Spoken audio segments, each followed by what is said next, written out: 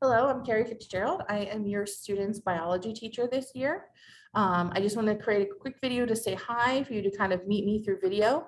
And then I also have a little presentation just to give you some information and some of my contact information so that you have that. I will also be sharing all this in an email that you will see shortly. If you've not read it already. So again, my name is Carrie Fitzgerald and I am teaching your student Integrated Science 10 biology this school year. I always like to start with a little bit about me, my educational background. So I attended the University of Rhode Island for college, and I double majored. All education majors there were required to double major. So I have a BS in secondary ed and a BA in biology. I then, a few years later, went to Wilmington University and got my master's in education, and my concentration was in applied technology. My teaching history, I've been teaching for about 15, 16 years. Sometimes it's hard to keep track with 2020.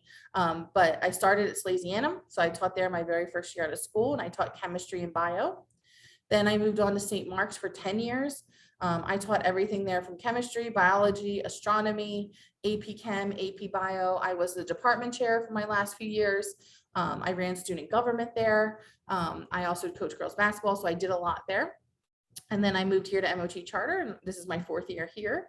And then occasionally I do teach some chemistry classes at Del Tech, every so semesters, kind of depending on how I feel about the night course, but I do that as well.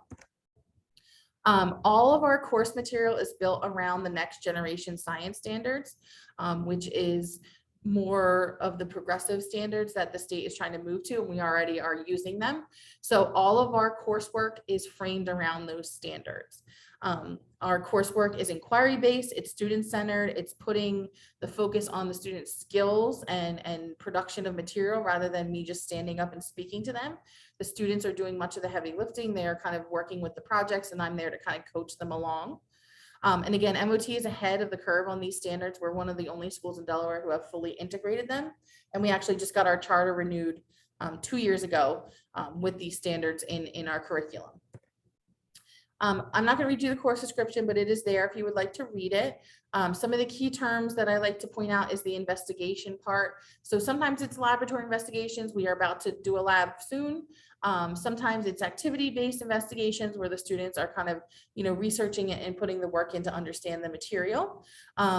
Most of our content is going to stick with ecology, and then we're going to move on to evolution, physiology and cell biology, and then finish up the year with genetic and molecular biology. So again, this course is more inquiry-based, student-centered, so it's not me standing and lecturing. I really don't ever do that.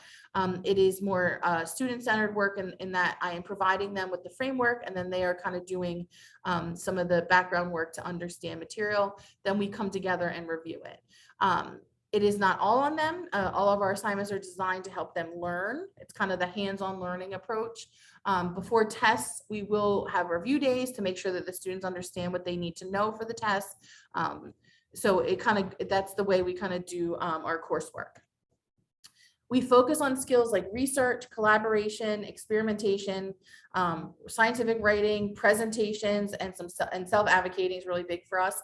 So if you've talked to your kiddos, they've already done the research, the collaboration, the presenting portion. I've had them present already. They're working on another big project. We're going to do that again. And if you don't think that your child can present, they all can. They all did great. They all did awesome with that project. So some of them are more nervous than others, but we even work on, strategies if you're nervous, looking behind the crowd at the cabinets in the back of our room instead of looking at someone in particular. So it's all things that we're learning to do to build those skills that we know that they're going to need when they move beyond us. Whatever they choose to do beyond MOT, we're trying to build those skills up so they'll be successful in life. And again, we're really big into self-advocating. We really encourage your student to come to us, all of their teachers first with an issue. They can see us during advisory. A Schoology message is great. So we really, really encourage that to see if we can solve an issue that way. We were really happy, one of the good things, there were good things that came out of our quarantine time, our online learning, is the kids really became really good at self-advocating with Schoology messages.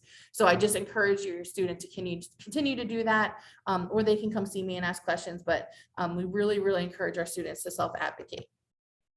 I use Schoology extensively. All of our work is graded and assigned through Schoology and turned in for the most part. That's also where you can find feedback and comments for why a grade is the way it is. I also have a live calendar posted there that will update so you can see exactly what we're doing when. And again, due dates are on there. So it's a great way for you to stay in touch with what's going on in class. I keep the grade book as current as I can within a week, if not sooner, with the work. So if you see a missing, for example, it is missing, that has been graded, I do not have it. If you do not have access to Schoology yet, I strongly encourage you to get on Schoology. It's really going to help you kind of follow our class. If you need help with that, the front office will be more than happy to give you your access code to make sure you're on Schoology. We follow the MOT grading scale and division. So we use formative and summative assignments are 40%, reflect and review are 10, and preparatory are 10. And again, we use the grading scale of 90 to 100 as an A, et cetera, and so forth. I do like to really,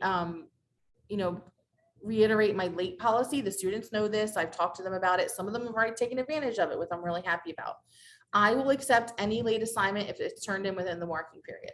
So I will not accept an assignment from first marking period when we're in third marking period, but anything from now until the end of the first marking period, I will accept if it's late. There will be a late penalty.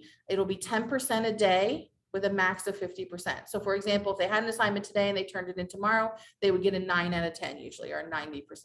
And that deduction will occur by day until we hit 50. And then from then on, they will just get a 50% of the grade. So it won't go down to 0 or anything like that. The assignments are going to be locked on Schoology. So if your student says, hey, I can't turn anything in, the assignment is locked. They've been told to turn in late work. They must send it via Schoology message. So I will take it. They need to send it to me via Schoology message. So again, don't let them say the assignment's locked. She won't take it. I will take it. I will take anything. So just make sure you're encouraging them to do that. Late work is always better than a 0, no matter what. All kids make mistakes. All kids miss deadlines. If they turn it in, getting that grade, whatever it may be, is going to be beneficial. And then, I just like to remind the key to class is going to be what they're doing, the stuff that you don't see. Usually success is not really the graded work, it's the outside graded work. So how much time are they spending on assignments? How hard are they trying with assignments? I have seen nothing but awesome things from your kiddos so far. I told them their beginning projects, their beginning presentations were some of the best I've seen. They were so well researched.